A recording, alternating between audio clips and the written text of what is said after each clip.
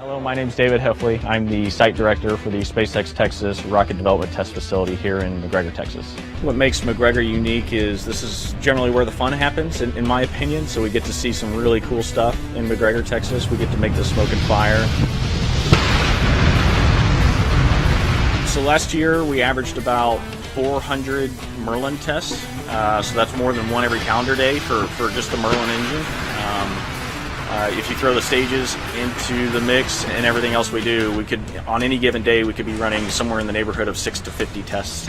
SpaceX Texas is about 4,200 acres total. I guess an interesting note on that is about half of it is cultivated that we inherited as we leased the land. So we actually have corn, wheat, and just hay in production on the site as well.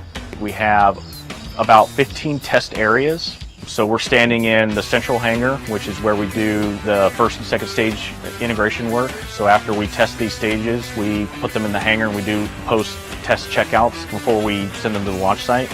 The small site is where a lot of the smoke and fire happens. That's where the engines are tested, the Merlin engines, and second stage is tested over there as well. We also have a component stand over there that does a lot of Falcon 9 component tests. If you go up to the north side of the site, that's where the large site is. So that's where booster stand is. That's where we test first stage. To the west, we have Dragon site, so that's where we test Draco, and that's actually where we process Dragon. So we do all the Dragon cargo offload in Texas.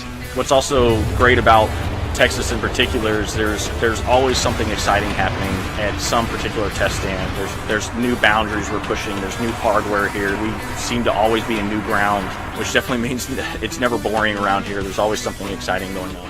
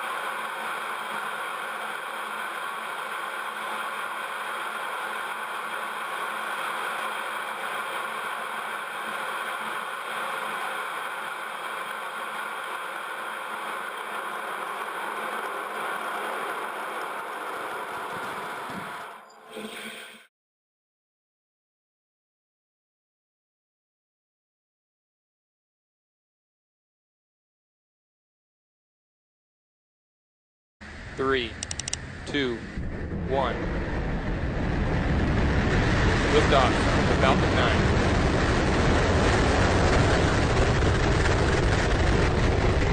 Drop AVIRC and GNC proceed to procedure 3.170 for post-launch flight operation. Yes, and so, look at that. You can see that the first stage grid fins are deployed. Now those grid fins are powered by nitrogen thrusters, and they're used to actually steer and guide the rocket back down to Earth. And we're coming up on the engines. We have boost back burn. You can hear the applause in the background from the SpaceX team gathered around the Mission Control Center as we're watching the 3 Merlin engines on the first stage light, and we have got shutdown for the boost back burn.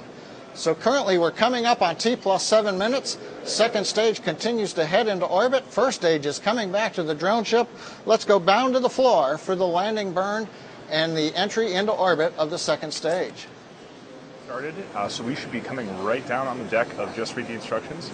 This is a single engine landing burn, so it's a slower decrease in speed. You can actually see the deck of the drone ship right now. Wow.